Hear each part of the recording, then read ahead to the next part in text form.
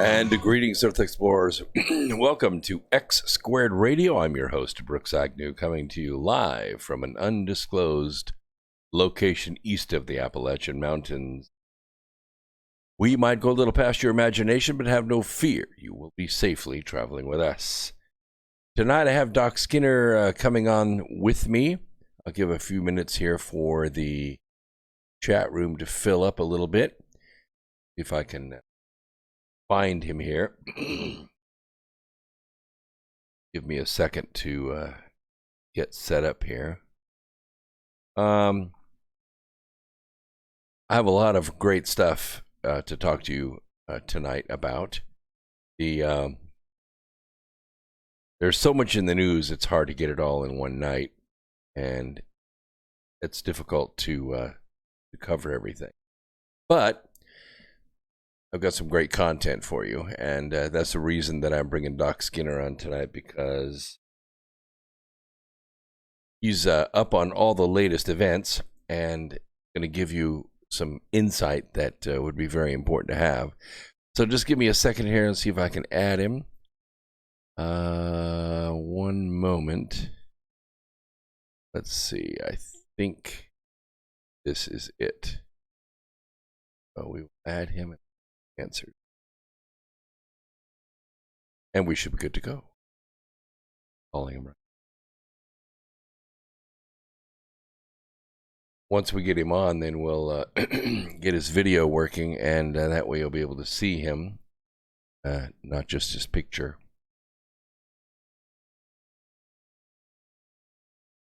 Make sure that it's probably not going to go through. Hate when that happens. That's the wonderful thing about live radio, is you never know how it's going to go. Maybe he'll hear me and call in, because for some reason I don't have his contact in my Skype address any longer. Those things that happen. Sometimes they delete themselves. Skype does weird stuff. So I want to talk about what the Cold War that's going on right now. Many of you that are older understand what the Cold War is. You understand where it came from and why we called it the Cold War, because we kind of negotiated and we matched weapons back and forth in a method and a system called mutually assured destruction. It meant you shoot at us, we shoot at you, or you shoot at us, we shoot at you, and we wipe each other out. So we stalemated for a long time.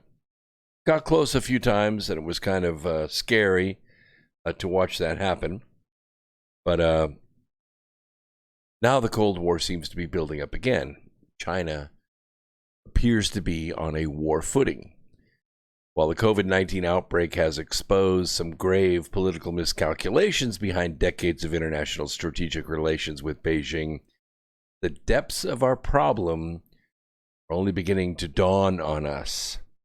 Fueled by our desire for ever cheaper goods, the world has collectively sleepwalked into a supply-side dependency on the People's Republic of China. The gamble had been a pitched trade-off. China was expecting to evolve democratic norms and embrace relations with the international community, because we just thought, hey, if we maybe trade with them, they'll see what we have, and maybe they won't be so communist. But whether it's clothing and factory fashion, personal protective equipment, or hardware parts, too many of our manufactured goods today rely on a made-in-China supply chain. Same time, as it was busy taking control over our manufacturing, China was busy cloning our software via our lackadaisical respect for international copyright rules. We didn't seem to want to enforce them with them, and they didn't seem to want to obey them. And while the world relies on China for hardware, China avoids software dependency on outsiders by creating substitutes. We have TikTok to replace Snapchat. We have Weibo instead of Twitter. We have WeChat. and Renren for Facebook. Indeed, there is an alternative Chinese version for almost any software platform we have in the West. With manufactured goods and hardware made in China and software increasingly cloned in China, what of natural resources? Yes, Doc is in the chat room. He's probably listening right now, but you should know, Doc, that for some reason, I do not have your contact information in my phone book anywhere. I have 2 numbers for 1028 Productions, and neither one of them work. One of them is your telephone, and the other one doesn't work at all. So if you call me, I will add you, and then we'll see what we can do from. Maybe we can add your video and get you brought in here. So, how does this relate to a Cold War? Well, you look to Pakistan, to Africa, or Southeast Asian nations to see China's rapid expansion and ownership of mines and ports. You look to the UK and China's attempts to secure our telecoms industry via the Huawei deal, her recent purchase of British Steel, and her quest to secure the nuclear power industry. You see, Beijing even secured a deal to develop British nuclear station Hinkley Point C in Somerset, thus paving the way globally for China to enter the global market to dominate nuclear power. We already went through that with the Clintons selling 15% of our nuclear, our uranium production via Westinghouse to Rosatom in Russia. Over decades, we have naively outsourced or lost manufacturing, software, natural resources, and critical infrastructure to China. The economic benefits of globalization are well trodden, as COVID-19 has shown. It has left our society vulnerable during a major crisis, unable to manufacture the most basic of necessities, such as personal protective equipment or clothing or gloves or face shields or anything. Meanwhile, China has achieved self-sufficiency. Now, while pursuing economic dominance abroad, China's communist one-party state has centralized political power at home. See, 1028 Productions is calling Skype video here on my phone. It doesn't do us any good. No good at all. So, nothing I can do there. Still trying to figure out how to add Doc. This is so frustrating. Sometimes we get these live snafus where we're trying to get connections together to add people. It doesn't work. Let's go down here to this one and see if this one works.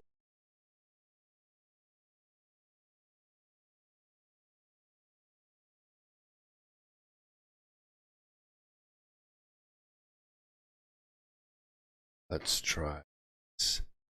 I don't know if it'll work or not, but we'll give it a try. Sometimes people have 2, 3, or even 4 Skype addresses, and one works and one doesn't. See what happens.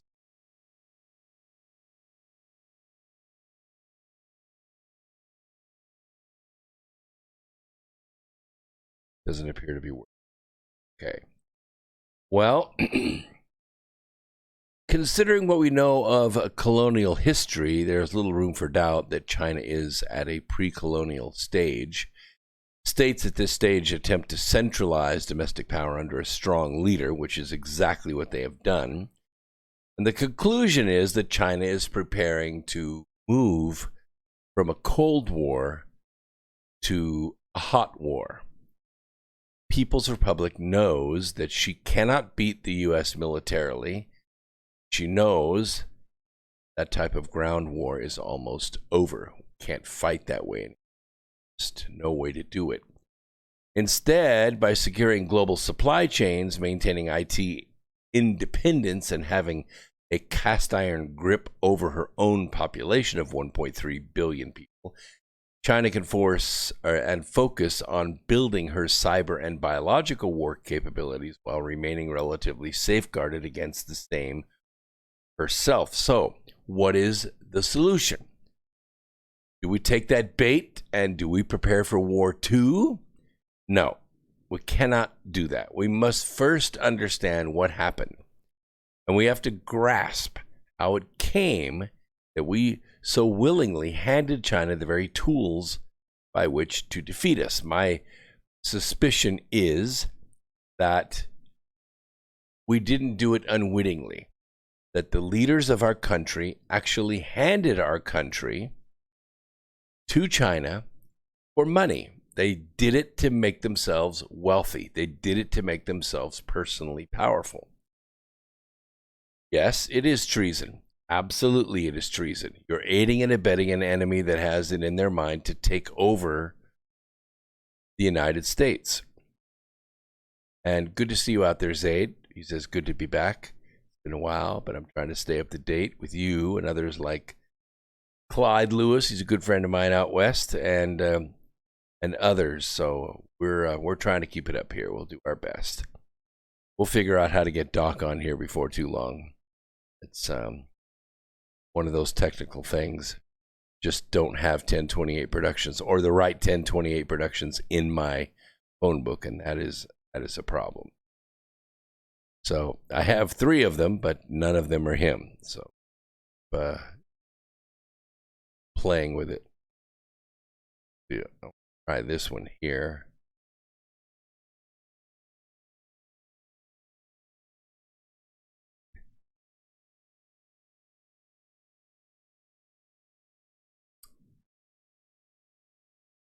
Oh, he's sitting right there by the Skype, so he's not saying hello, so that was not going to work either.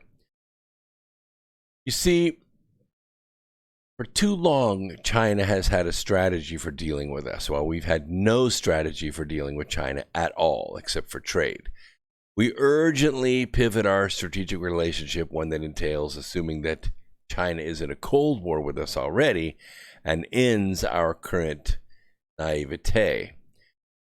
We must minimize our total global supply chain dependency on China. That's not going to be easy to do.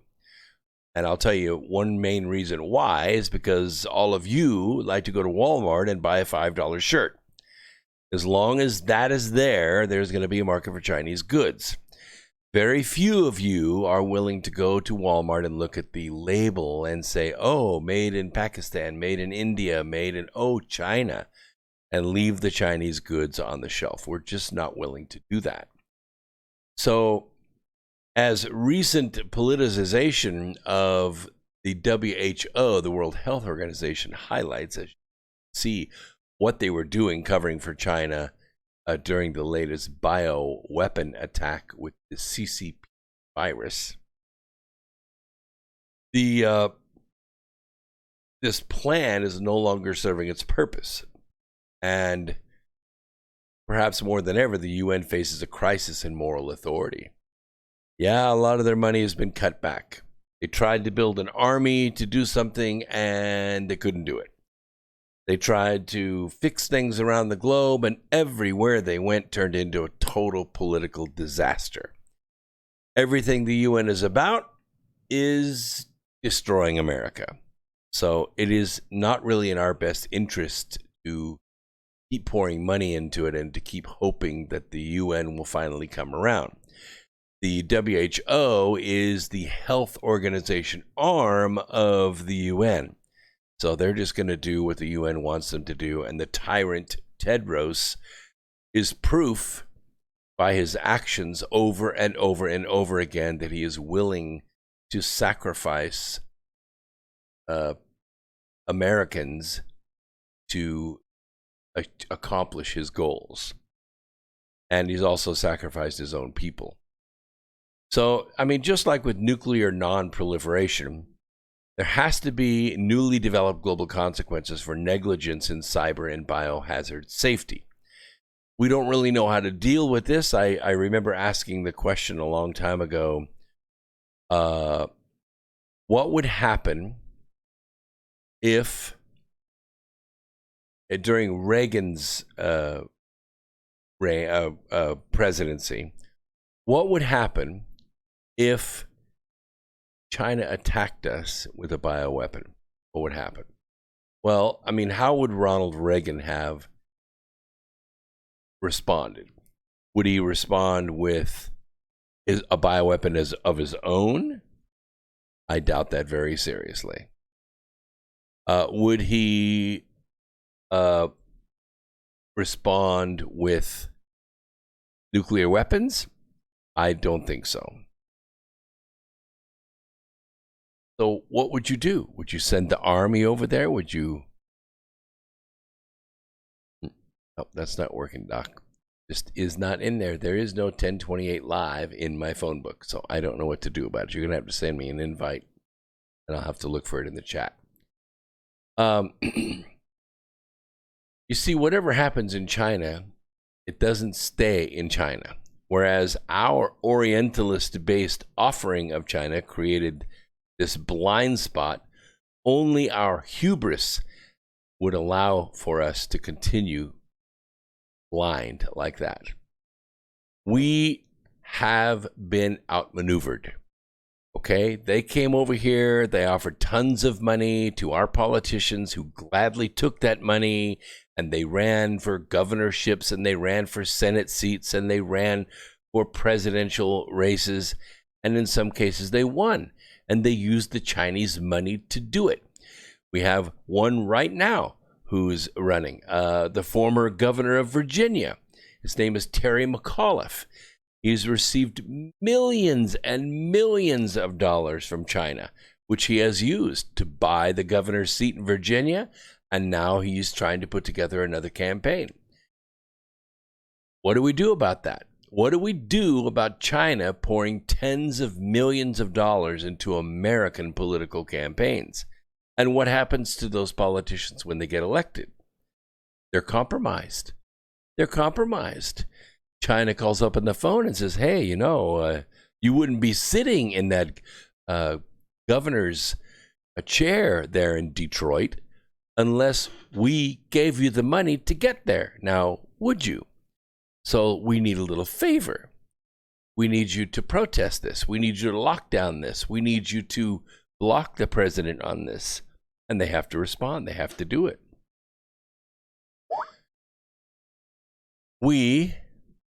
See if I can open up the chat now and see if I can grab that.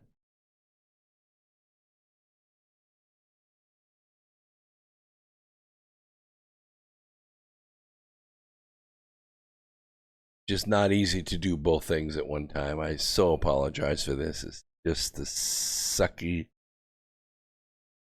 No, there's just no way to do it. I apologize so much. I cannot get this guest on tonight. Nothing I can do. I was so prepared to have him.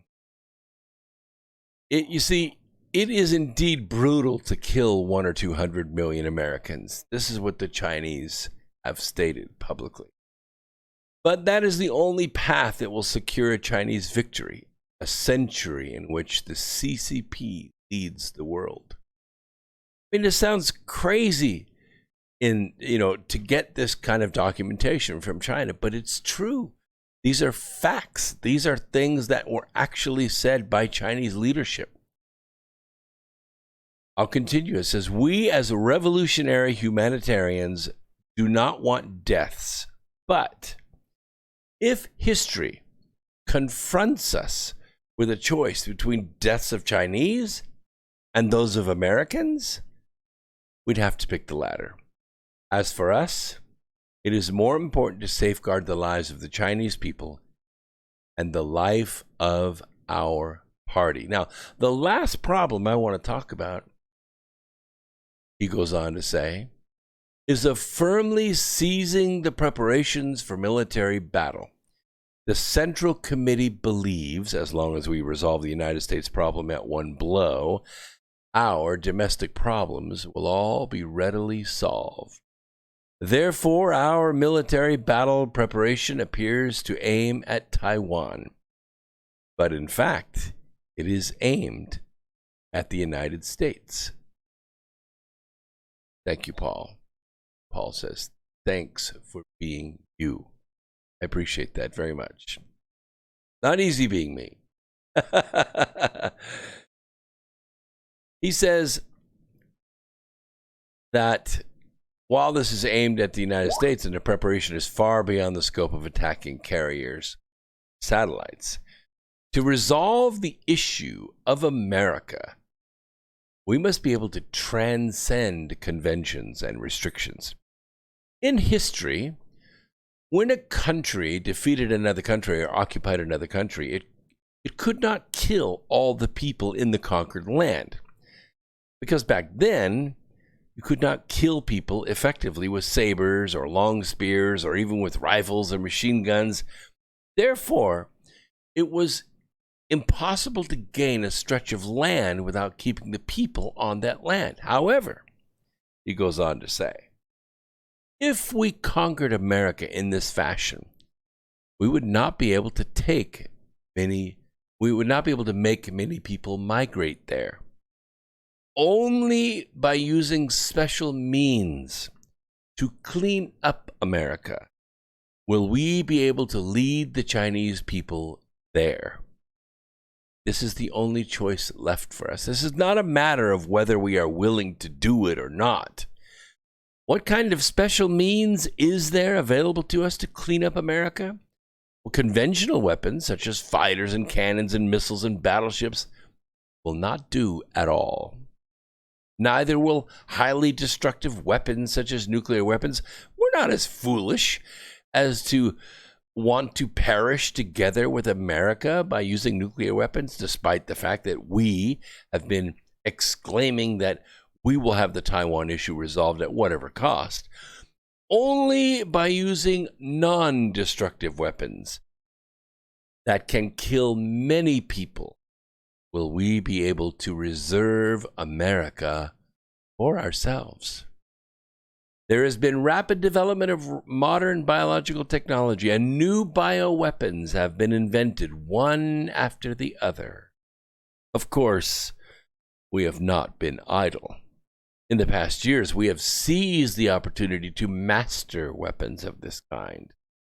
We are capable of achieving our purpose of cleaning up America all of a sudden. When Comrade Xiaoping was still with us, the party Central Committee had the wherewithal to make the right decision not to develop aircraft carrier groups and focus instead on developing lethal weapons that can eliminate mass populations of the enemy country. The enemy country is us. We're the enemy country. Now, I know you're thinking, my goodness, you're talking about war. Yeah, I am. If you remember your history, you remember when the Emperor of Japan sent his ambassador over to the White House, to the Roosevelt White House. And while they were sitting in the White House, having tea and smiling and talking about trade and peace and all of the things going on in Europe, unfortunate things going on in Europe, the Japanese Navy was already on the water. Not only had the orders been given, but the hardware had been built. The troops had been trained. The planes had been loaded. Everybody was ready to go. And in December of 1941, they attacked Pearl Harbor while they were signing the agreement. You'll recall not too long ago, President Trump was in China. He was treated like a VIP, taken to the hidden city, forbidden city. He was given the keys to the kingdom, more or less. Everything was wonderful. Handshakes all around, wonderful smiles, big parade. All the while, mechanism to put together a bioweapon attack against the United States was already in play. I asked a friend of mine the other day, what kind of power it would take to make this happen. What kind of power can pick up the phone and shut down 187 countries around the world? No ships, no tanks, no planes, no bombs, just a phone call. Every single economy, those 187 countries, locked down. And my friend asked me yesterday what I thought of the idea of wearing a mask in public. At first I said it did nothing to protect you against viruses. But as I thought about it, I had a broader comment. I asked my friend what kind of power it must take to do this. And he didn't know. I said that perhaps, this power may not even have been human. It was supernatural and so powerful that even President Trump jumped into action. Aside from the stark realization that it is not particularly deadly at just over 11 deaths per 100,000 infections, it is the way the global media empire represents the CCP virus that is most stunning, isn't it?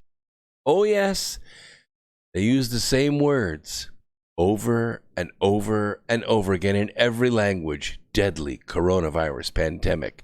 Deadly coronavirus pandemic. Every AM station, every FM station, every weather station, every podcaster, the same words. They talk about masks and ventilators and death. They tend to equate infections with death. They have managed to make us fear getting infected as though corona death was unavoidable. Don't you feel that way? The rubber meets the road, so to speak, at the forced masking of the face. So I went back to my friend and said, the mask represents to me an order from the state to sit down, to be quiet, to obey, and to submit. The mask takes away my free speech. After all, with humans, it is much less what someone says and much more how someone says it that has power in society. And blocking my mouth and the subtle surrounding muscles that express my words suppresses my speech.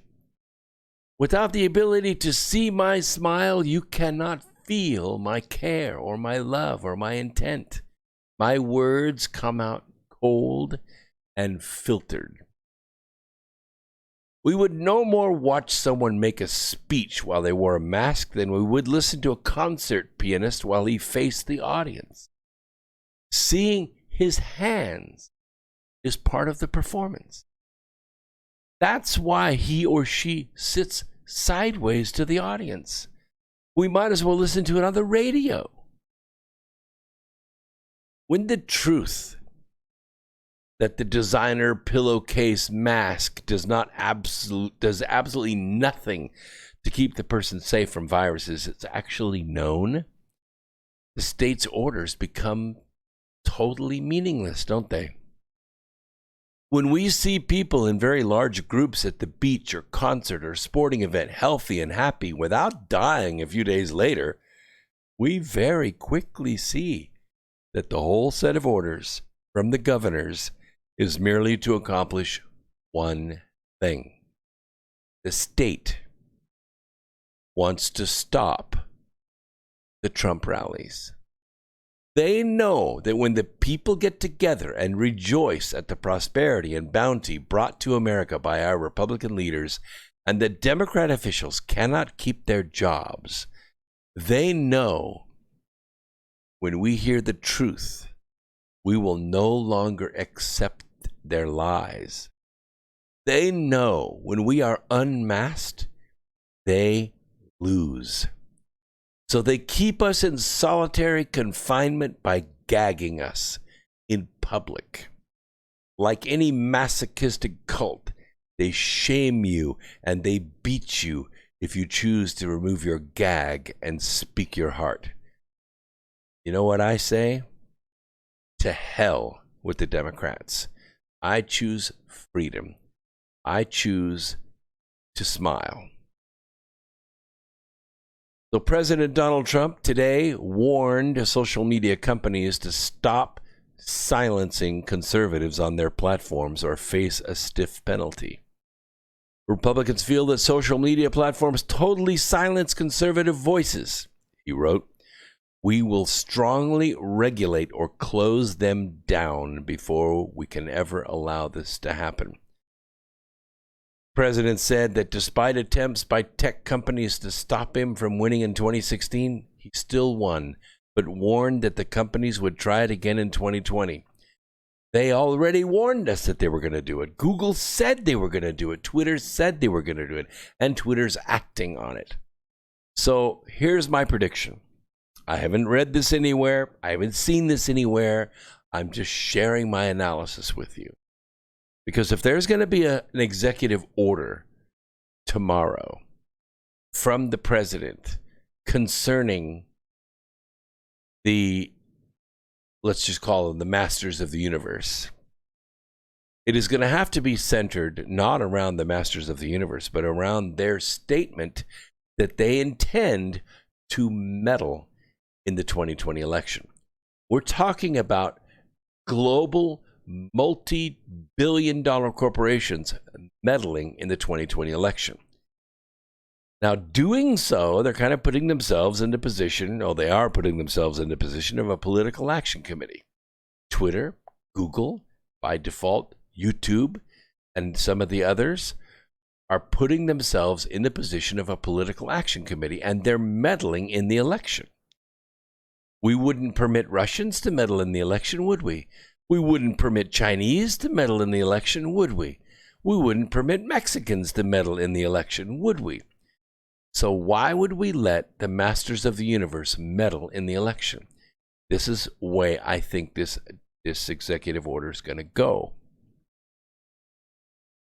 Trump commented on social media companies after Twitter on Tuesday branded one of his tweets warning about vote-by-mail fraud with a fact check. And the interesting thing is the fact check came from CNN. The fakest news of fake news. And Trump has 81 million followers. Kind of funny, though, that China Joe Biden was sitting there with 5 million followers, and he tweeted absolute known falsehoods everybody knows is false, and yet there's no fact check below them. And now you see how the poor and the stupid will be manipulated by the masters of the universe. He said, just like we can't let large-scale mail-in ballots take root in our country, it would be a free-for-all on cheating, forgery, and the theft of ballots. Whoever cheated the most would win. Likewise, social media, clean up your act now. What does he mean by that? I talk about the people down at Ballots R Us all the time. I have to tell you straight up, mail-in ballots are not absentee ballots. Absentee ballots are requested by the voter. The voter writes in or goes to the website and says, hey, I'm out of state, I'm on vacation, I'm serving on a contract in another state, whatever, I want to vote. And so they will mail them a ballot from the registrar directly to them. And then they'll fill it out, get it signed, have it cross-signed by a witness, seal it, and send it back. And that's how their vote's counted. Mail-in votes are something completely different. Mail-in votes are mailed to registered voters. They did not request them. Most states, California being the biggest of them, has what's called a motor voter plan.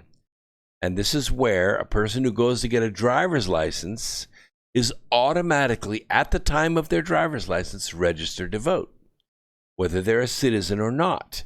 Now, of course, if they're not a citizen, they're supposed to write back later and say, hey, I'm not a citizen, please take me off the voter rolls. Of course, they don't do that. What happens instead is, as you know, registered voters get notices from their local municipalities to serve on jury duty. But you have to be a citizen to serve on jury duty. And so what they do is they write the court and they say, or they call in and in whatever language they're speaking or trying to speak English, they say, hey, I'm not a citizen. I can't come and sit on the jury. Please take me off the list. You know, that happened over 430,000 times in the state of California. And that's just the people asked to serve jury duty. We know that all registered voters are not asked to vote, are not asked to serve jury duty. A small number of them are, but not all of them. So if a small number of the illegals are being asked to serve jury duty and saying, hey, I'm not a citizen, take me off the rolls, and that's 430,000 people, you have a whole lot of illegal people in the state of California. But guess what? Every single one of them is registered to vote. And guess what they're getting in the mail? They're getting mail-in ballots.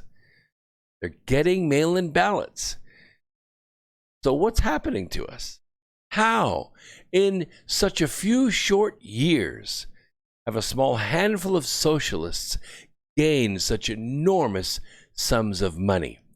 How have they been able to use that money to monopolize the way we share ideas and pictures with one another? How does the CCP virus and Operation Corona Scare have such epic power with so little real-world impact?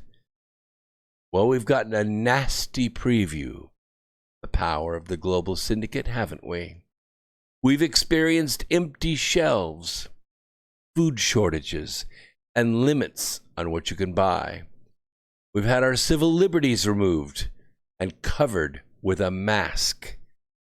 We no longer have the freedom of assembly or religious liberty or privacy. We are being surveilled.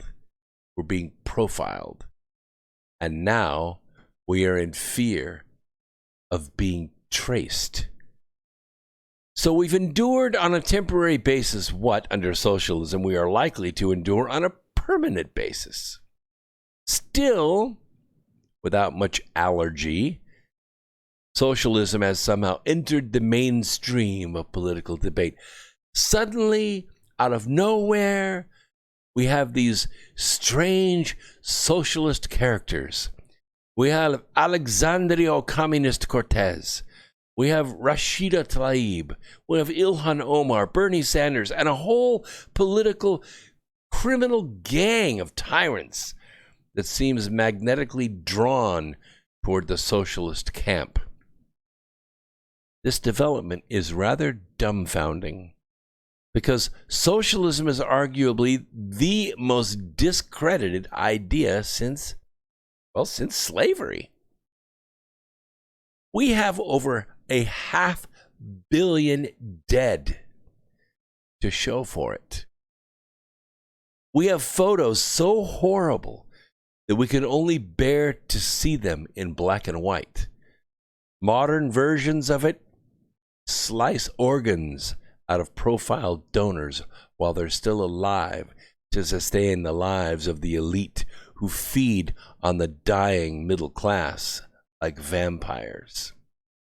You know, slavery lasted for centuries, even millennia, before it was recognized as a thoroughly wicked and tyrannical regime of human exploitation.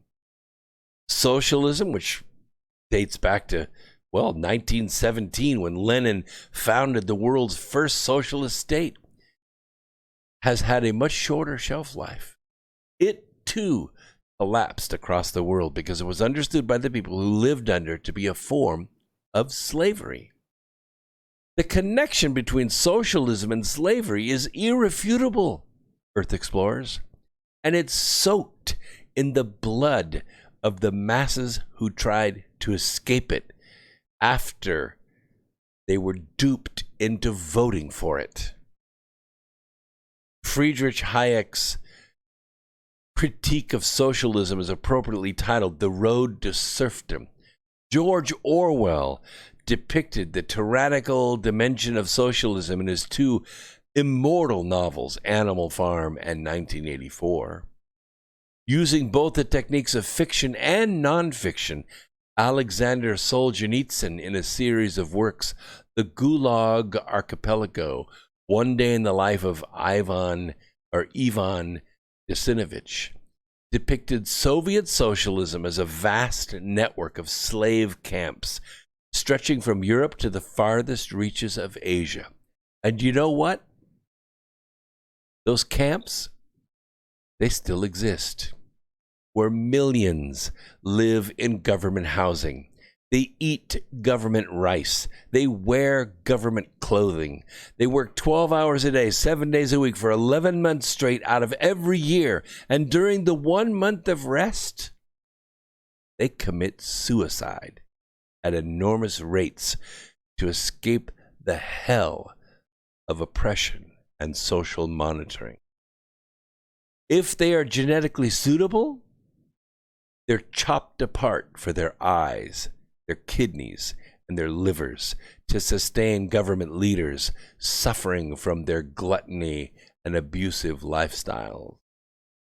Slavery, in its classic form, it's been abolished from public view by the masters of the universe worldwide, although enslavement in other forms, sex trafficking, for instance, continues as a gruesome evolution of this barbaric practice.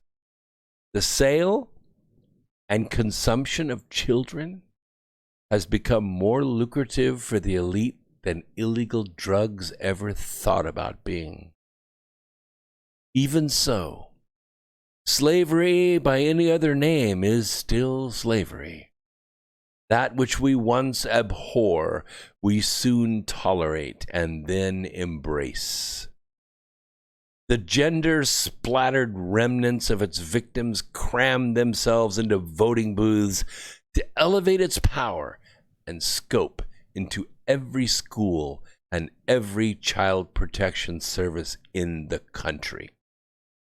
Oh, socialism is alive and well in America, and it no longer makes any attempt to hide. Instead, they have hidden the people behind their own masks, perhaps to hide the quivering lip of helplessness from their tyrannical sight. Serious people advocate it. There is a sustained cultural push to apotheosize it. A major political party is pushing aggressively toward it on our own American ballots.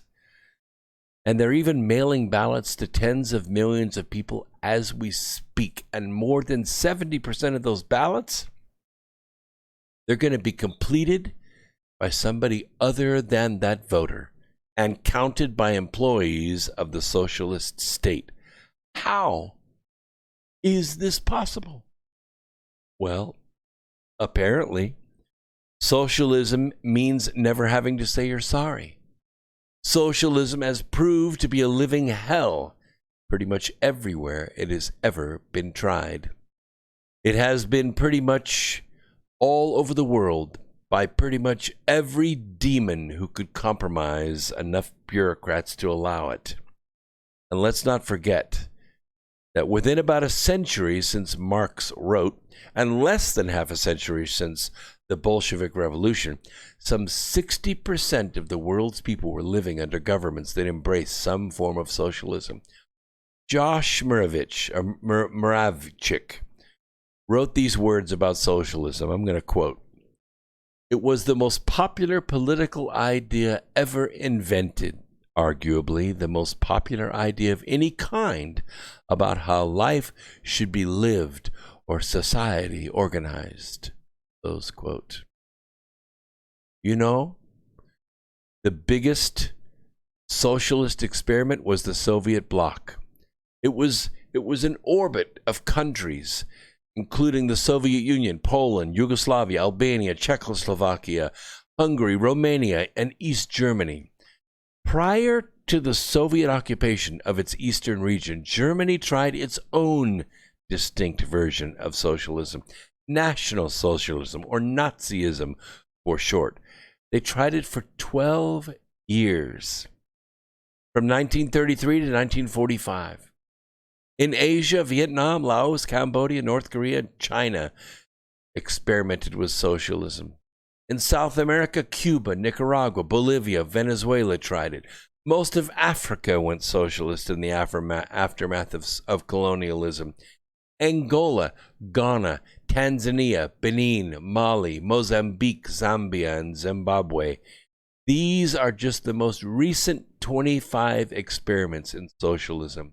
And guess what? All of them ended in unmitigated disaster. The worst forms of socialism proved not only totalitarian, but they were also murderous to an unprecedented degree. In the Soviet Union alone, socialist regimes killed some 20 million of their own citizens, and they enslaved tens of millions of others. Oh, the Chinese socialists, in the period known as Mao's Cultural Revolution, they killed another 20 to 25 million. The Nazis murdered in comparable numbers, including Jews and Gypsies and other occupied peoples, Poles, Russians, Eastern Europeans, and others. Orwell's description from 1984 seems appropriate here, and I quote, "a boot stamping on a human face," close quote. Socialists today, oh, they disavow this historical record, insisting that these were authoritarian forms of socialism that they have no intention of copying. While socialism may have been the economic program of communism and early fascism, modern socialists seek to dispense with the tyranny and merely keep the economic program. Really? Really? Yet it's worth stressing. The socialism wasn't merely a political failure. It was also an economic failure. Orwell somehow missed this point. Interestingly, though, neither of his two novels offers an economic critique of socialism. There is no economic problem in Animal Farm. The only problem is that the pig seized power, right? In 1984, the ruling party creates poverty and scarcity to keep people in line. Great as he is, Orwell confines himself to a political critique. He exposes the totalitarian tendency of socialism, but he never shows how socialism creates this totalitarianism. And he leaves open the possibility of a more benign socialism that avoids it. Well, when we get back after the break, we're going to continue this. See if I can bring Doc Skinner on. We'll find another way. If we can't bring him on, we'll do it next week. But hang in there. You YouTubers hang out. Oh, wait a minute. I think it's just, I may have looked at the time incorrectly. Nah, we have enough. We have 6 minutes. Let's just keep going. In the real world where you and I live, right? I live just outside of Charlotte. You live just outside of wherever you are. That's the real world, right? The political collapse of socialism was brought about by its economic failure. It didn't work. People went broke. Companies collapsed. You see, it was certainly true in Soviet Union, where Gorbachev's rescue efforts, glasnost and perestroika, I don't know if you remember those or not, but they failed spectacularly. They went broke so hard that it wasn't war. It was economic collapse that crushed communism. It was a terrible thing to watch. It was probably a terrible thing to go through. It saved all of the countries that shattered away from the Soviet Union. Crimea and Ukraine and Kazakhstan and Lithuania, all these countries splintered away, and now they are their own democracy. Well, it first brought down the Soviet Empire from the Communist ruling party, and finally the socialist system itself, China, too, abandoned socialism for its economic shortcomings. And look how poorly socialism is faring in Zimbabwe. Wow. Cuba, Venezuela. There's a real current example you can look at. People scraping lunch out of a garbage truck. So how can one adopt socialist ideas once again without considering the economic track record of socialist regimes? It's crap. It all fails. But rarely in history is there a chance to actually compare social systems to see which one works better. Oh, but we can. You see, one might compare that the Plantagenet kings of England with the Tang dynasty in China, but even if we line up the dates, we're talking about two completely different societies, right? Different people, different cultures. Consequently, England's superiority, China's inferiority, or the other way around, whichever way you want to look at it, they can hardly be attributed to their rival systems of government, since so many other factors could be involved, right? But in the case of socialism, however, we do have two perfect test cases. In fact, they're right next door to one another. North and South Korea. And East and West Germany, by the way. The perfection of these examples comes from the fact that we're dealing with exactly the same people. They have exactly the same background, the same culture, merely two rival economic systems. North Korea socialist, South Korea capitalist. East Germany was socialist, West Germany capitalist. When the results came in, they were decisive. At reunification, the per capita gross domestic product in socialist East Germany was about 1/3 of the capitalist West German level, with the other measures of economic performance displaying a similar chasm. Even the poorest part of West Germany was 2.5 times as wealthy as the richest East German region. To this day, the eastern part of Germany gets nearly 15% of its gross domestic product in net transfers from the western part of Germany. The Korean example is even more telling, in part because the separation of the two societies has lasted longer, and it continues to this very day. This very day, South Korea now is more than 20 times richer than North Korea. A difference manifested in virtually all indicators of human welfare. South Koreans, obviously freer than North Koreans, but they also seem happier than North Koreans. Have you ever seen a North Korean smile? South Koreans are also taller. They're healthier. They live about 12 years longer. Every year, many thousands of North Koreans risk their lives seeking to escape to South Korea. Nobody in South Korea seeks to escape to North Korea. You know, Dinesh D'Souza, very intelligent man, very excellent speaker, and a good filmmaker. He writes that as he grew up under Indian socialism, which was democratic socialism, by the way, that's what Alexandria Ocasio-Cortez is preaching, and experienced its two signature institutions. The first, everyday corruption. Literally nothing could be done without paying some petty bureaucrat under the table. The second was the ration card, which specified the paltry ration of sugar or cooking oil that a family was permitted to purchase each month. Now, during this era, India was widely known as the begging bowl of the world. Americans told their children, "Eat your food," because there are millions of starving people in India. You remember that? Well, we'll go into a little bit more when we get back from the break. We will take a 3-minute break. Right at the top of the hour, we will come back at about 9:01 Eastern Time. Hang in there, YouTubers. Thanks for keeping up with the chat. We've got several blue wrenches in there taking care of things. Rob, thank you. Boo, thank you. Good to see you in there, Doc. Yes. Oh, yeah, he says to remember to wish me a happy birthday.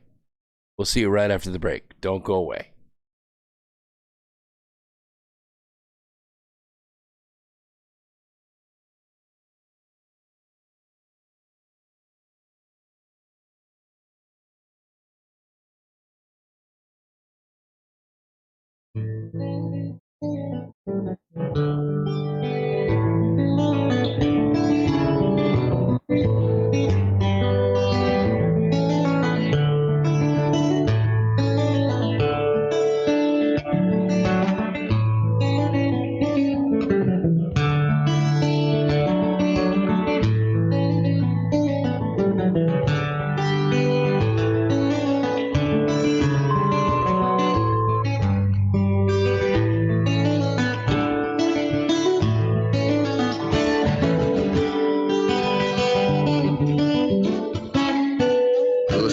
Revolution Radio at freedomslopes.com, and we'll be right back after this message.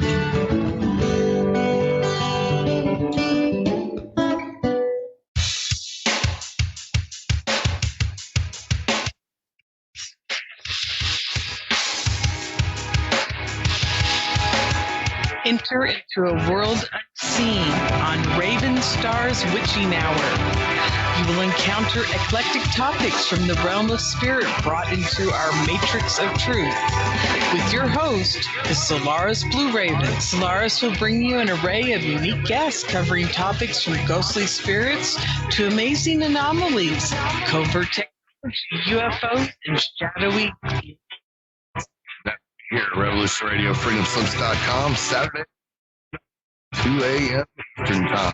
Revolution Radio, where information never sleeps. Let the magic rise.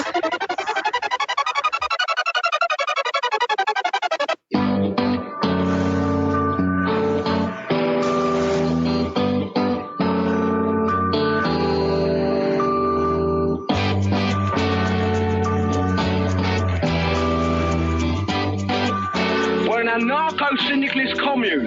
We take it in turns to act as a sort of executive officer for the week. Yes. But all the decisions of that officer have to be ratified at a special bi-weekly meeting. Yes, I see. By a simple majority in the case of purely internal affairs. Be quiet. But by a 2/3 majority in the case of more... Be quiet. I order you to be quiet. Look, you stupid bastard, you've got no arms left.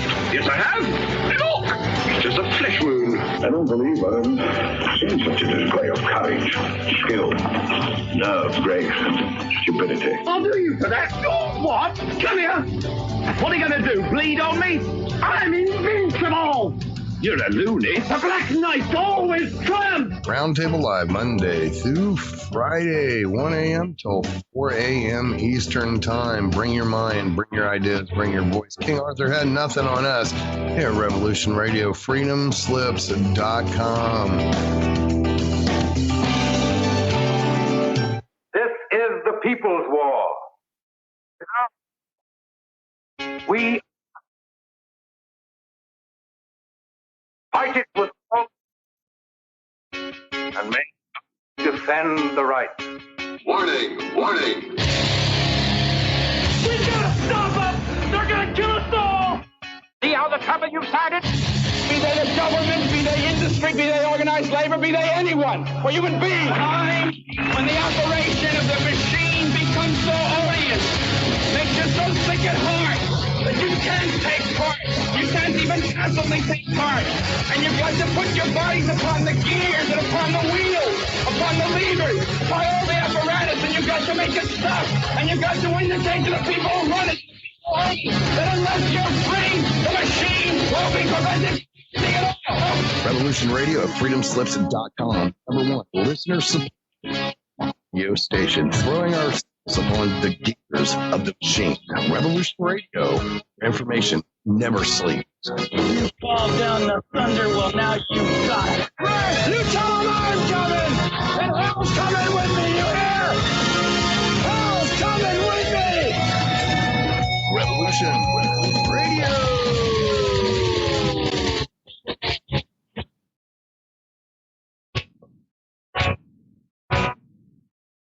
All right. Thanks for listening while we took that short break here at Revolution Radio, freedomslips.com. And yeah, we're going to get back to your host.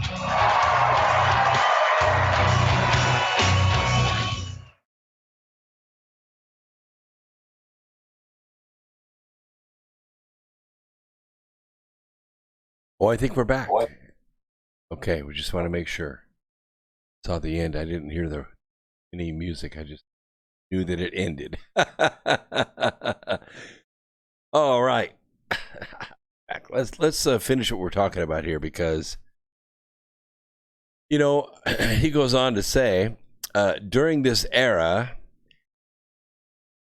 as I said, parents used to say, eat all your food because there are millions of starving people in India. A whole generation of young Indians in the 1960s and 1970s saw no future for themselves, and they fled to sea, like my brother, or to Dubai to do a manual labor. like some of my cousins, or to Australia, Canada, and America, like me. Today's young Indians plan no such mass exit because there are now opportunities for them at home.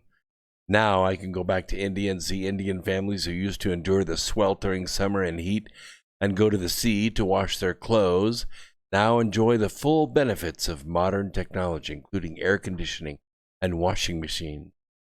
India is doing measurably better, and now there is a large and newly prosperous middle class. Even the country's global reputation has changed. Today, Americans tell their children, study hard, because there are millions of Indians waiting to take your jobs. How did the change come about? Came about through economic liberalization, otherwise known as free market capitalism. And how did India decide to move in that direction? It was not inspired by the Indians reading Adam Smith. Rather, Indians looked across the Chinese border and saw that millions of once impoverished peasants now lived in clean homes and nice apartments. The Chinese now shopped in well-stocked grocery stores. They drove new cars. There was no question how the Chinese did it. The People's Republic of China was founded in 1949 under Mao. Factories were nationalized, and the land of peasants was expropriated without payment. Mao targeted traders and businessmen, with bourgeoisie attempting in his own words to destroy the property-owning class by killing at least one landlord in every village via public execution. Mao's Great Leap Forward, announced in 1958, accelerated the collectivism of farms. In fact, all private farming was outlawed. The result was the greatest man-made famine in history. Then, in 1966, Mao launched his Cultural Revolution, an attempt to erase all remaining capitalist and traditional elements from Chinese society. Communist Red Guard enforced a purge of all dissidents. By the way, thank you, Moverling5. He says, sorry, Brooks, I have to watch the program later. Getting ready for my daughter's birthday party tomorrow. Another Gemini. The big 11th. That's a great year. Just wanted to pitch in something. I appreciate you so much. By the way, you donated $50. That's incredible. Thank you very much. All the donations tonight will go to helping the North Pole Inner Earth expedition, in case you are wondering where money is going. We don't need it to run the station. We just put it out as the donations come in. We'll share it with those projects that need it. So the change was kind of interesting to watch. All the dissidents were expelled, and these are people that disagreed with the government. They further announced in 1958 that, 1966, that they were going to move in a different direction. Mao issued his famous Book of Quotations, the little red book that became a central part of the curriculum at every school. Chinese citizens were expected to have a copy of Mao's writings with them at all times. Even so, Maoist socialism represented a disastrous alloy of deprivation, starvation, and tyranny. By the way, he was brutal and he was abusive, and he was also a very perverted individual. The change came in the late 1970s when the Chinese under Deng Xiaoping abandoned the socialism of Mao for its own brand of capitalism. It wasn't quite free market capitalism. In doing so, the Chinese inaugurated a new experiment in social organization. Let's call it, totalitarian capitalism. Okay? The Chinese did not relinquish their communist dictatorship. They strengthened the party They married dictatorial political control to the free market liberalization. And some say it was an awkward marriage, yet in economic terms worked. So the Indians decided to follow in the economic path the Chinese had marked out. Largely, parts of the Indian economy are still government regulated, but they trend for 3 decades now has been away from that toward privatization, deregulation, economic liberalization. And India, too, has seen spectacular results. Of course, technological capitalism has realized Gandhi's dream of wiping millions of Indian tears. As for Indian socialism, the leftist writer Pankaj Mishra frets that it shows no signs of revival. Now, if socialism has produced a worldwide record of misery and tears, and if countries must flee socialism to experience prosperity, what then are American socialists up to? Why would they want to import misery and tears? They insist they're not doing this. In a sense, they disavow history, both the political and the economic legacy of all professed socialist regimes. They don't want to look at Venezuela. They don't want to look at the Soviet Union. They don't want to look at North Korea.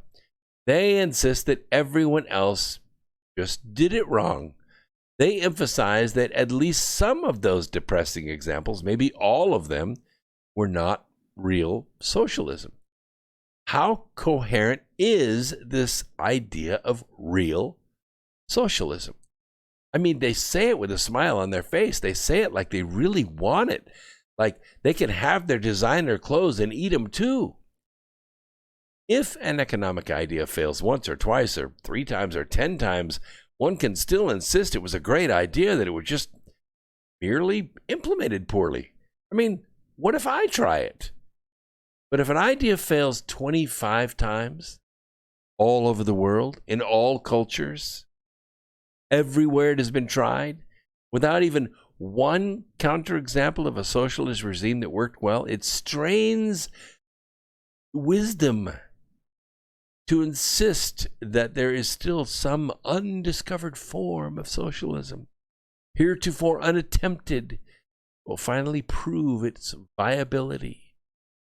So why doesn't the failed track record of socialism regimes deter the socialists of today? Well, I will tell you. What keeps socialism alive for them? I will tell you. The answer is the socialist dream. Really?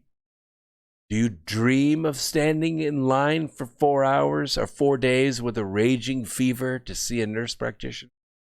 Really? Do you dream of nice, warm bed in a barracks with 300 people with a shared shower and shared meals 3 times a day? Really? Do you dream of that?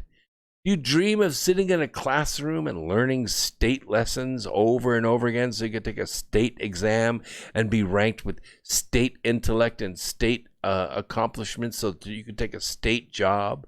Really? You dream of that? And evidently the socialist dream is one that survives all the empirical refutation. No purely empirical argument and no set of economic arguments is sufficient to send socialism to its grave. Just keep it alive. Why? This is why conservative and libertarian critiques of socialism have gotten nowhere. The conservatives and libertarians, they keep chanting socialism doesn't work. And they produce charts and tables and graphs and analyses.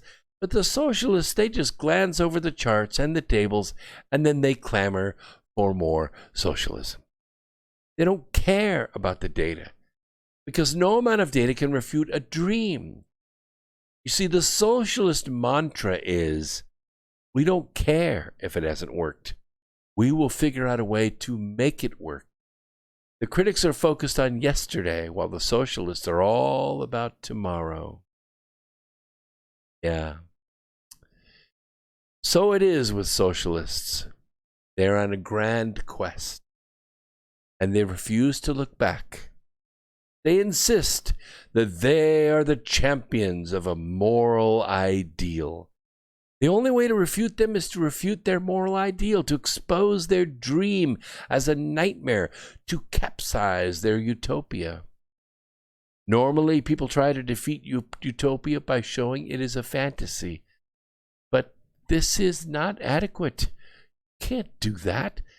Can't say, well, this is not quite as good a fantasy as I thought it was going to be, but it's a fantasy. So we have to expose the socialist utopia as the criminal enterprise it is. Socialists love it, but people who live under it, they hate it worse than death. Sure, there is a socialist temptation marketed to the poor and the stupid every hour on every channel. It is sold by cult leaders and TV evangelists to their gullible audience. They offer the temptation of paradise, freed from the normal drudgery and travails of life, with manna dropping into their laps from heaven. This is pretty much what the socialists promise, too. Just listen to Kamala Harris. Just listen to Mr. Booker. You see, the main difference is that the televangelist promises these wonders in the next life. The socialists promise it in this one. A living wage, they call it. A basic income they offer for free. Oh, AI will take care of everything mundane so everyone can enjoy the way they dream. All you are expected to give up is your ownership of yourself, including your right to keep what is yours, your personal autonomy, and your dignity, and your independence of mind. By the way, cover your face with a diaper so they don't have to listen to your shit. This criminal enterprise is driven by their insatiable lust for money and for power. The libido dominandi that Augustine warned about, in principle, no less than in practice. Socialism is the ideology of thieves and tyrants. As for the people who fall for the temptation, they are carnival barkers, attracted by the get-rich scheme. But they end up as suckers because the scheme is not designed to benefit them. We cannot persuade the thieves and the tyrants, but we should try to reach the conniving suckers, to show them a better way to get ahead. And we need an effective battle plan to finally and ultimately defeat the socialists. We will even send them pre-posted ballots so they can vote for it without even having to get dressed. Most of this was adapted from the preface to Dinesh D'Souza's new book, The United States of Socialism, published by St. Martin's Press. I appreciate all the contribution. Most of those main ideas were adapted and then stylized by yours truly. So I want to continue with the death mask. Health officials urge us to wear face masks in public to reduce the risk of infection from COVID-19. But many people complain that wearing a mask for a prolonged period of time makes them feel faint and dizzy. A driver in Lincoln Park, New Jersey, crashed his SUV into a pole while wearing an N95 mask in late April and said in a Facebook post that he passed out due to insufficient oxygen intake. According to Health magazine, many people who they feel smothered wearing masks and wonder if the lack of oxygen, coupled with increased inhalation of carbon dioxide, might be the cause. The National Institutes of Health has stated that inhaling high levels of CO2 can be life-threatening. It triggers a condition called hypercapnia, leading to headaches, vertigo, double vision, seizures, or even suffocation. It has to be pretty high concentration to be able to cause harm. Bill Carroll, PhD and an adjunct professor of chemistry at Indiana University, Bloomington, told Health. CO2 is present in the atmosphere at a level of about 0.04%. It is dangerous in the atmosphere when it is greater than about 10%. Carroll said he doubts cloth face masks can cause anyone to pass out because they're generally loose-fitting and they allow air to pass through their porous material. N95 masks, though, that's another story. Someone wearing an N95 mask for a prolonged period of time may have alterations in their blood chemistry that could lead to changes in level of consciousness if severe. It's true. Amish Adalja, who's an MD at Johns Hopkins, said, "There is no reason for the general public to even be wearing N95s in the meantime. Stanford research engineers have created a new type of face mask using the N95 concept coupled with a device worn around the waist that generates pure, clean oxygen and pumps it into the mask so that the wearer doesn't suffer from oxygen depletion. Of course, that little jewel runs around $500 if you want to buy one." The researchers claim that wearing an N95 mask can reduce oxygen intake from 5% to 20%. That is significant, even for a healthy person. It can cause dizziness, lightheadedness. If you wear a mask long enough, it can damage the lungs. For a patient in a respiratory distress, it can even be life-threatening. So, take those masks off and let's see your smiling face. You'll be a lot healthier all the way around. Speaking of Chinese, I've run this story a few times over the years. It keeps getting worse because Terry McAuliffe just keeps going forward with his get-rich-quick process. Back in 2011, Terry McAuliffe stole $5 million from the state of Mississippi in the EB-5 scam. EB-5 was a process by which Chinese would buy jobs for Chinese nationals by investing in American startup companies. Sometimes the American startup companies had no choice. They'd take the money, try to start their company, hire the Chinese nationals. A couple years later, the Chinese nationals would get a green card and citizenship, and that was the plan all along, was to get those certain Chinese nationals in the country. But Terry McAuliffe had different plans. He took the $5 million and never started the company. He took the $5 million and ran straight to Virginia and bought the governor's race, and that's how he became governor of Virginia. Well, Wang Weiliang, a Chinese billionaire and donor to the Clinton Foundation, and Virginia Governor Terry McAuliffe have been expelled from China's top legislature after being caught up in a widespread cash for votes scheme.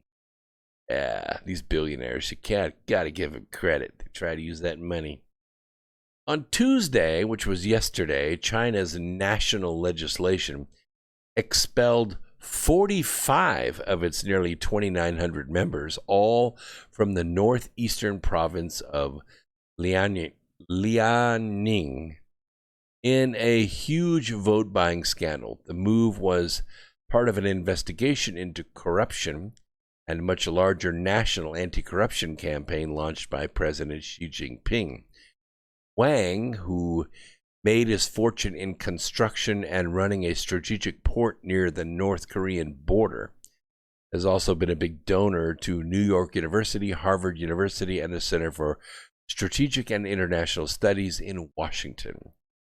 By the way, these centers that you're talking about, they receive millions of dollars from Chinese donors. They craft legislation. Yeah, they craft bills like big omnibus bills, and then they give them to the Speaker of the House. Speaker of the House then takes them to Congress, gives Congress a few minutes to read it. if at all, pushes it through and makes it law.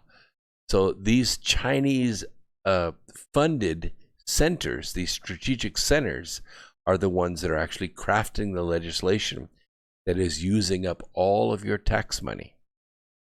Wang's $2 million donation to the Clinton Foundation in 2013 made waves when it was disclosed just last year because of his ties to the Chinese government. More recently, his name has surfaced amid news that Terry McAuliffe, who's a Democrat, a big financial bundler for the Clintons, was the subject of an FBI investigation. By the way, the FBI does not investigate people. The FBI investigates crimes.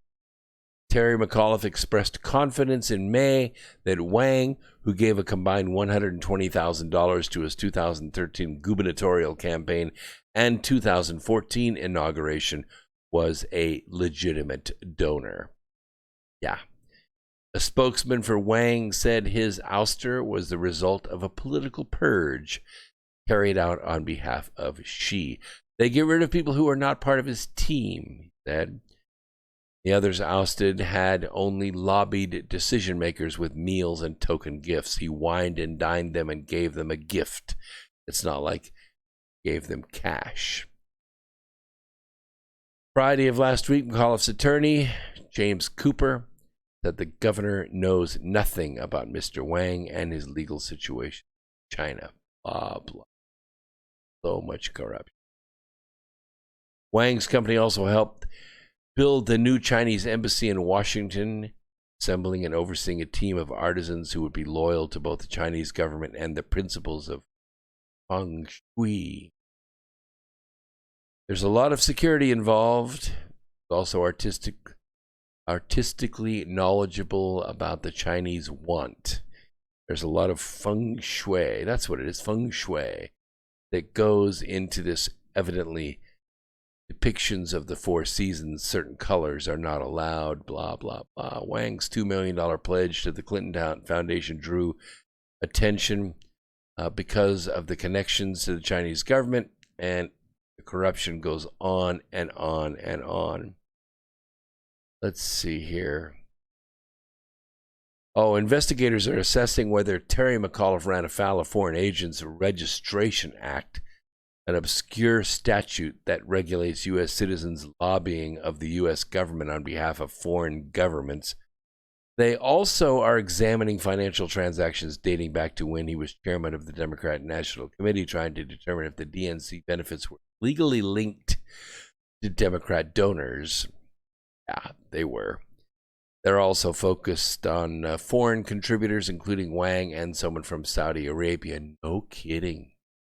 Some of the people said there was skepticism among those supervising the case that criminal wrongdoing occurred. Of course, very strong Democrats. The shakeup in China, which was first reported in the New York Times, affects China's National People's Congress. The body is usually seen as a rubber stamp body to provide a cloak of legal legitimacy to the Communist Party rule.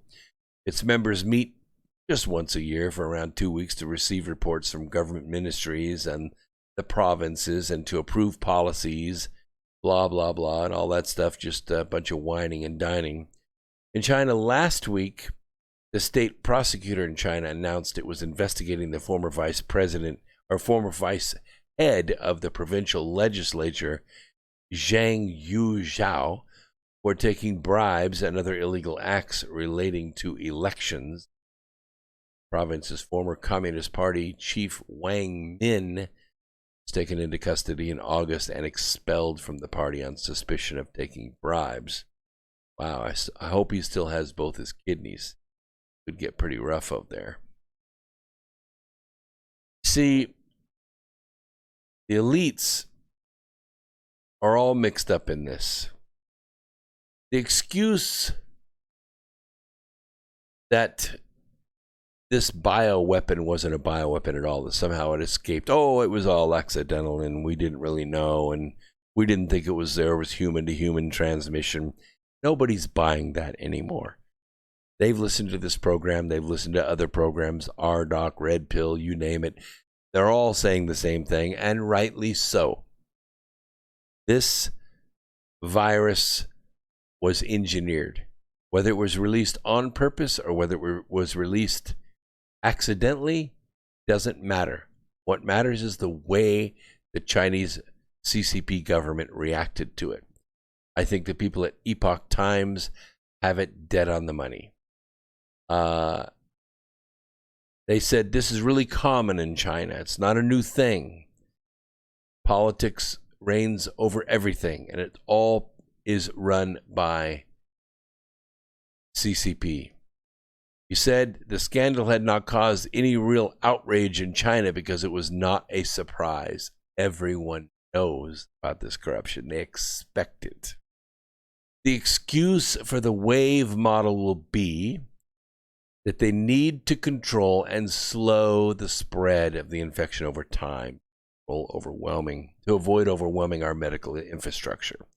But we already saw this, right? We saw flatten the curve or fatten the curve or whatever the hell you want to call it.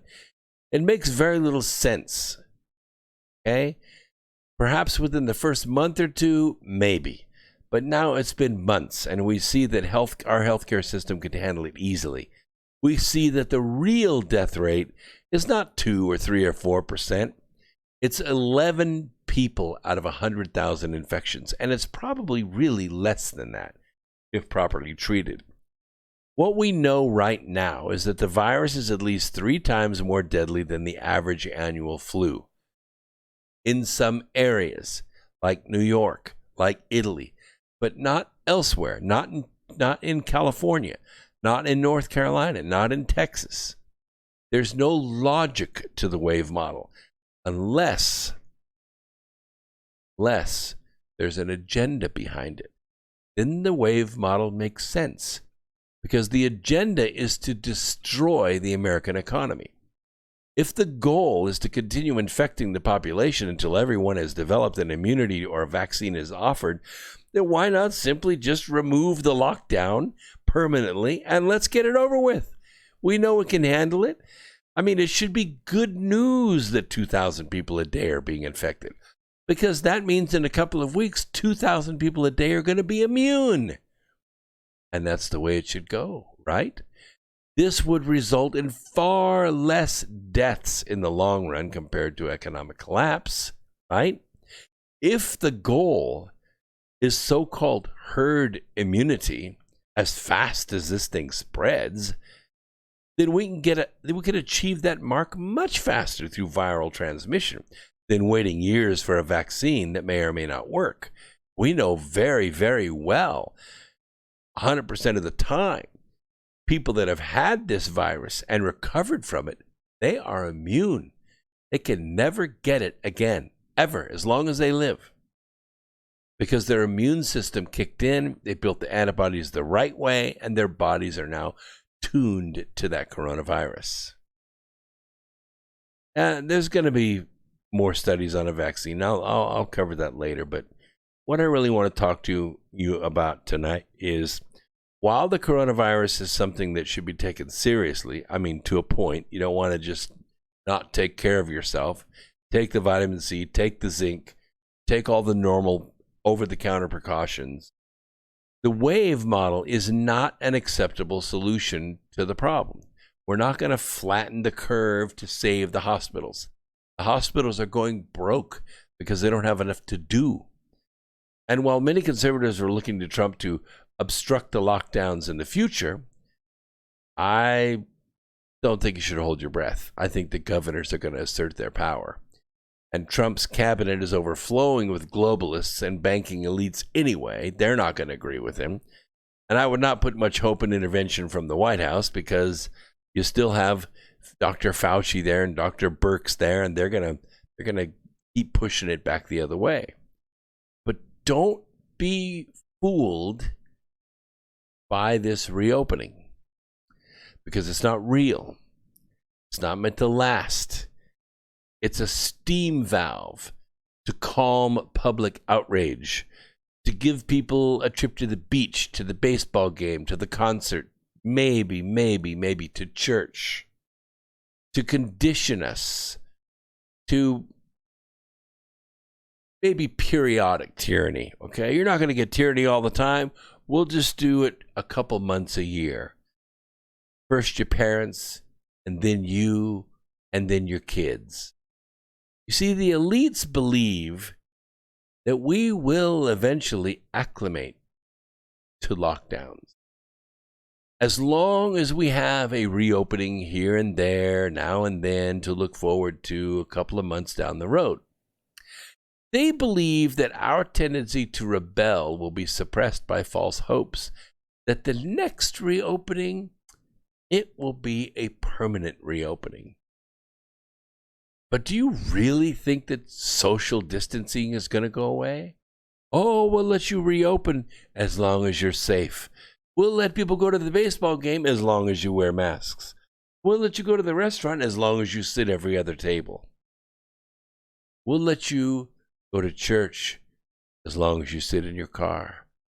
Can't group together. No more sitting on the pews with one another. No more going to Sunday school. And no, all that's over with. They believe that after 18 months or so of the wave model, we will be so desperate for normalcy that we'll do anything to get it, including willingly give up every last ounce of freedom we have left. And this is the true purpose of this pandemic. The true purpose of the pandemic is to let you build calluses behind your ears, wearing that stupid mask. Have you seen the social pressure? Been to your local home improvement store lately? Have you walked around the store amongst the ladders and the nails and the appliances without your mask and looked at people wearing their mask? You notice how you can't have a conversation with them because you're all expressive and smiling and making eye contact, and they're not. Their face is covered all the way to the bridge of their nose. They're in solitary confinement, and you're outside the bars. See what they've done to our society? You see what they have made us into? That's the new normal. That's the new normal. So how do we win against China? How do we win this war? Well, on May 20th, speaking from the Senate floor, Josh Hawley, he's the youngest member of the chamber from Missouri. I was up there the day that he won. It was a great thing to watch him beat that old battle axe that had been in there for decades. This young man came up, outspoke her, out-campaigned her, and we outvoted them, and in he went. And he's been doing a great job. Well, he laid out his plan for fixing international trade, for taking on the People's Republic of China, and thereby, too, saving America. In doing so, Josh Hawley, populist firebrand that he is, showed that he was willing to overturn the stale orthodoxies that have mildewed our economy and undermined our security. In his speech, Hawley laid out the core problem. The People's Republic of China has taken advantage of the flaws built into the current international economic system, embodied in the World Trade Organization, that agglomeration of unelected globalcrats, as Hawley put it. We must recognize that the economic system designed by Western policymakers at the end of the Cold War does not serve our purposes in the new era, and we should admit that multiple of its founding premises were error. We need to fix this. I agree with you, Rob. Rob says, how is that legal? Hang them. It's still a law in most states. Yes, it is. Treason. Oh, we're talking about the what are we talking about? The cops that beat this guy up? What are we talking about here? And fascism. It says corporatocracy, and then how is that legal? I'm reading it right here. I'm just not seeing what the crime is.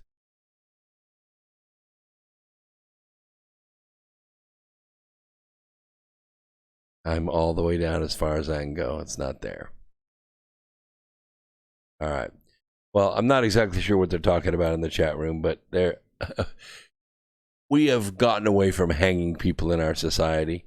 In most banana republics, when one administration was over and the next one comes in, they just take all the old guys out back and hang them. And we don't do that in this country. What happens is the last administration walks away into the sunset, keeps their mouth shut, and the new administration takes over. That has not happened this time. What happened this time is the last administration went to war with the incoming administration, and they used 17 intelligence agencies to go after it, and that is the core of the problem. Will somebody hang? Maybe. Maybe. Firing squad, more likely. It happens. I don't know. But these founding premises, Ali continued, trace back to the save the world utopianism of our 28th president, Woodrow Wilson. Having entered World War I in 1917, Wilson had some strange ideas. For one thing, it would be a war to end all war. And he added, we must strive for peace without victory.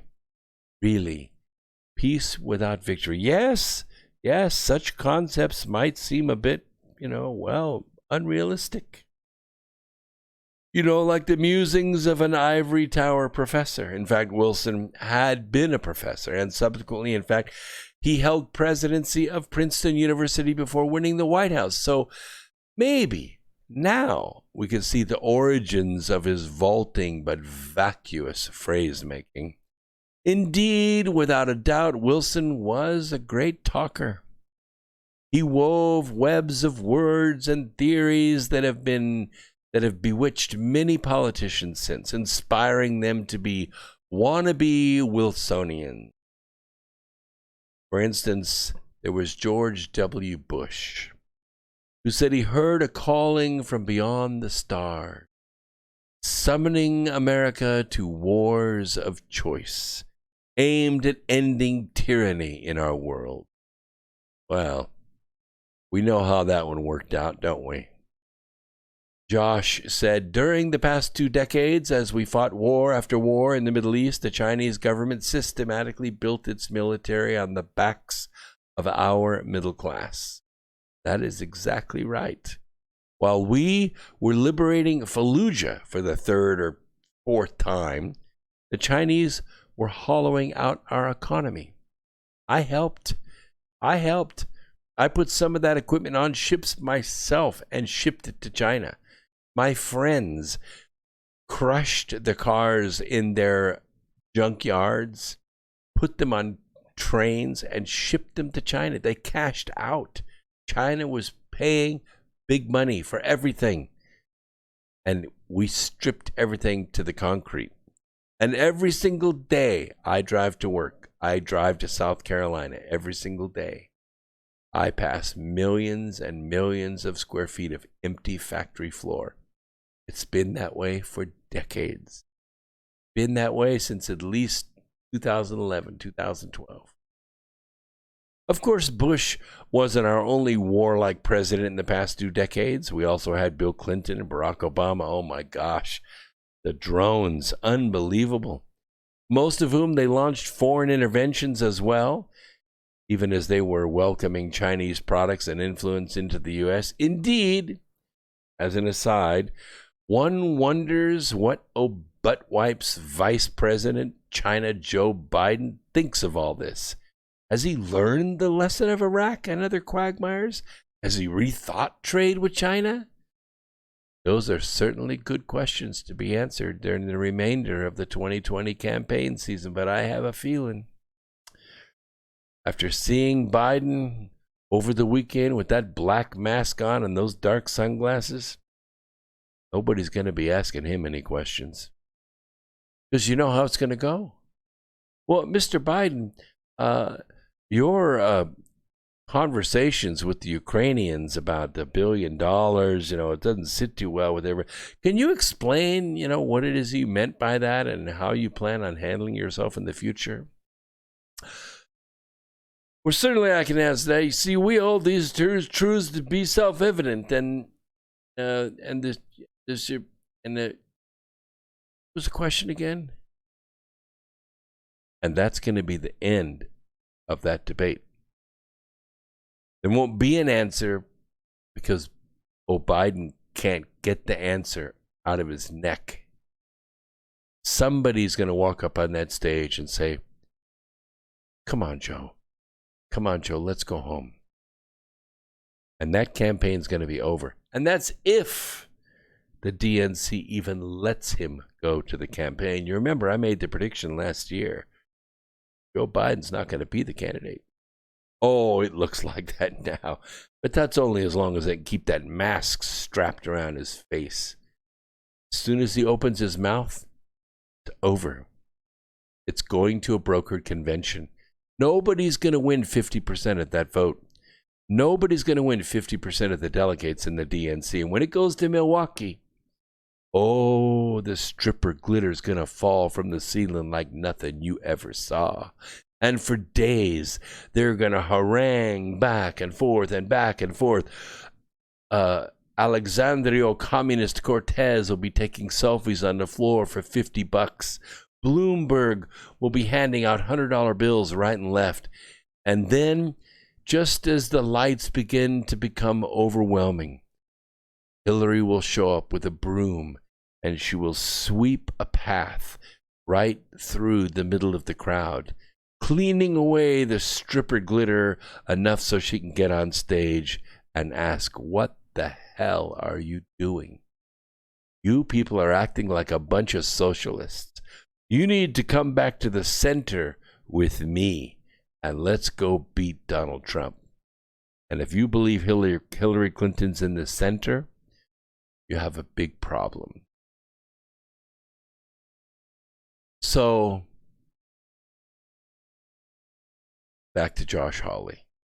Having raised serious questions about the status quo, he offered 3 specific answers to the question. First, we should withdraw from the World Trade Organization. Boom. As Hawley put it, the WTO has built on a false promise.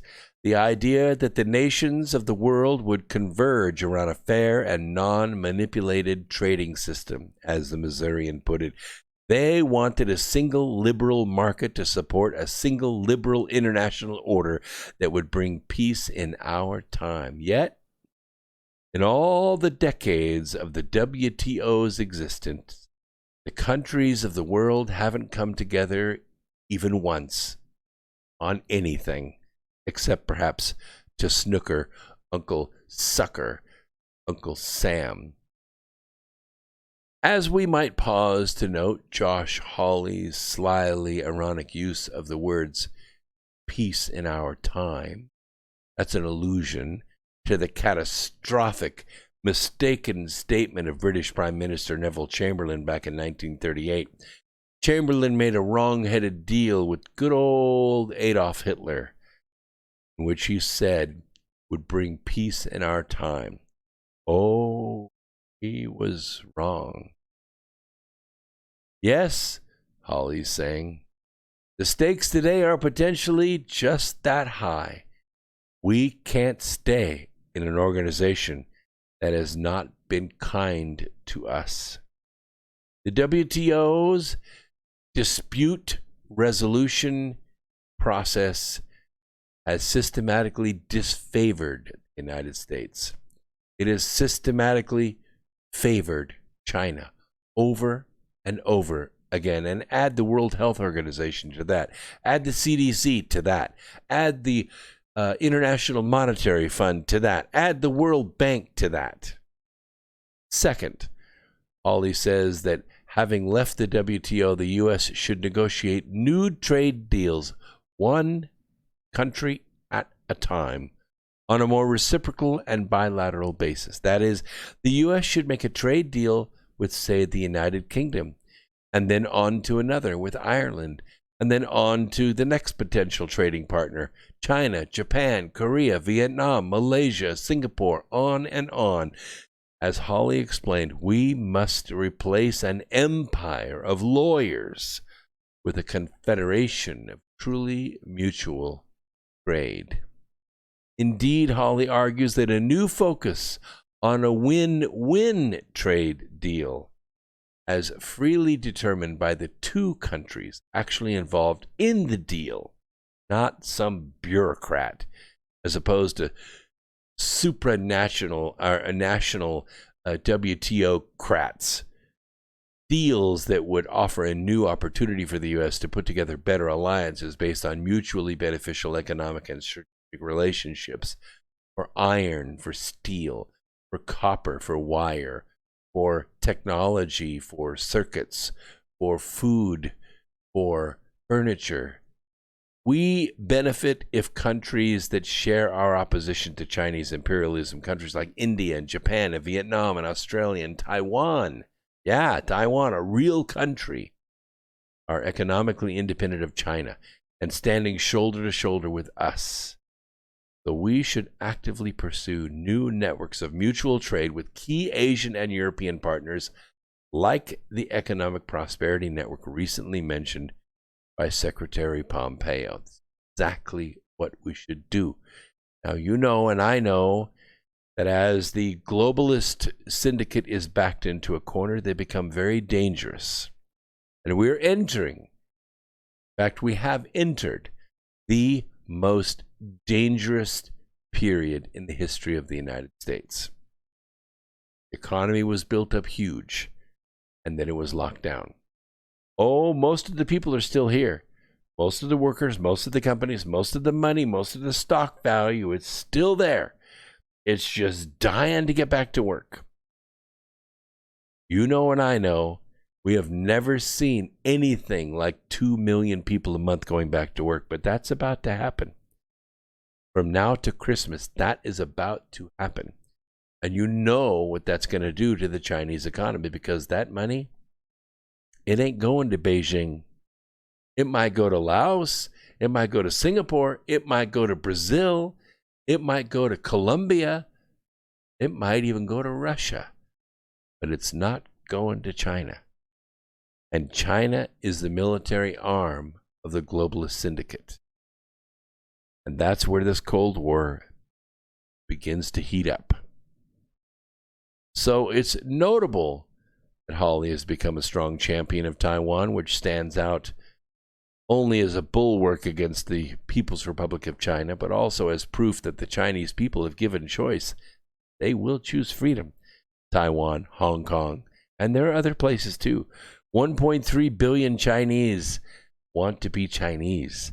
They don't want to be communist. Third, Holly wants to crack down on the ability of international capital, including Wall Street, to hopscotch the world. You can't just move this capital around to escape liability, taxation, etc. As Holly explains about the current WTO dominion, there is a reason why Wall Street loves the status quo.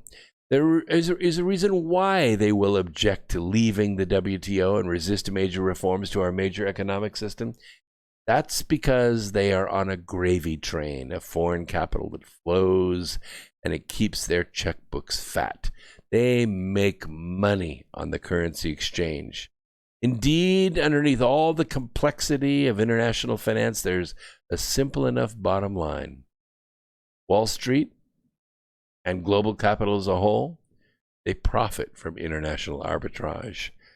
This international arbitrage is the system of playing off one country's tax, regulatory, and wage systems against another country's, and seeking to profit from both sides of the equation. They do micro trades many times a day, small amounts of percentage back and forth. You remember George Soros breaking the Bank of England? Well, that doesn't happen much anymore. They just break it a little every day. And that's how money is made. Here in the U.S., in the last few decades, it's been easy for financial companies to play this arbitrage game. And you know who suffers? It's not the big companies that suffer. It's the middle class. It's the small business that suffers. All that empty factory space I told you about, you know why it's empty? It's not because there aren't smart people. It's not because there aren't hard workers or innovation. Plenty of great ideas, plenty of patents filed, plenty of technology sitting there, plenty of market ready to buy that technology. The only reason those factory floors are empty is because these businesses don't have access to capital. They don't have access to money. They can't put equipment on the floor. They can't hire workers. They can't turn the lights on in these buildings because the capital is being hoarded by these international companies that are moving the money around, and each time they move it, each time it flops back and forth between currencies, between banks, between systems, they make money. Small amounts of profit going back and forth, because what has happened is they've created value in the money system. Originally, the value was in the dirt, and the value was in the sweat that it took to turn the dirt into something of value. It was on either end of the transaction. The money was simply an agreement to pay. It was just the system of exchange. But what's happened is the exchange masters, the money changers, have made the system of money the value in the system. And that's what's hurt everyone. That's why these businesses can't move. We went through the same thing during the Civil War. Sure did. Lincoln had to print his own money because the banks would not shake the money out of the tree and let the markets use it. So the ultimatum, repeated thousands of times, by the way, reminds one of Marlon Brando's famous line from The Godfather. I'm gonna make him an offer he can't refuse. Many millions of lost American jobs later, we've learned how few companies have been able to refuse this sort of offer. Paul Lee makes it clear, as a nation, we've dug ourselves into a deep hole. And in the meantime, the People's Republic of China, they're on the move. 6 days ago, the South China Morning Post, a Hong Kong-based newspaper under the sway of the Beijing government, reported on the PRC's plan to allocate an additional $1.4 trillion, not for infrastructure, for technological mobilization. So, yeah, we face a clear and present danger. Fortunately, a clear-eyed understanding of a threat is not the same as a downcast bowing down to it. What we need to do is build on our understanding and turn that understanding into action, and we need to do it now. Josh Hawley, he's just one senator, and in terms of seniority, he's just a punk kid.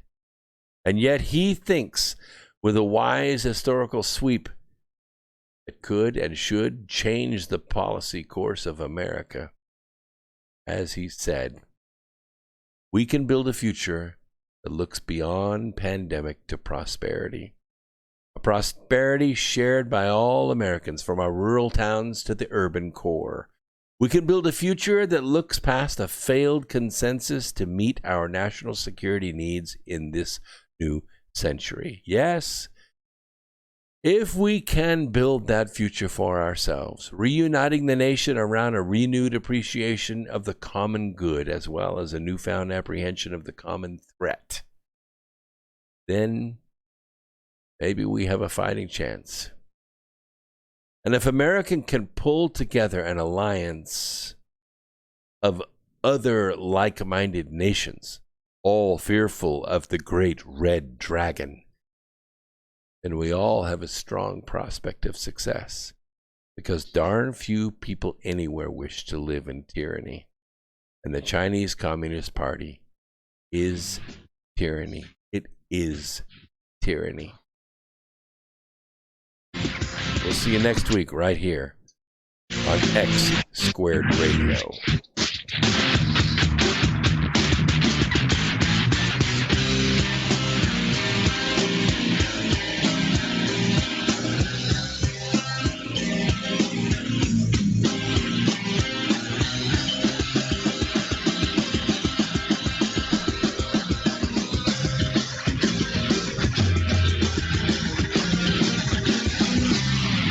listening to Revolution.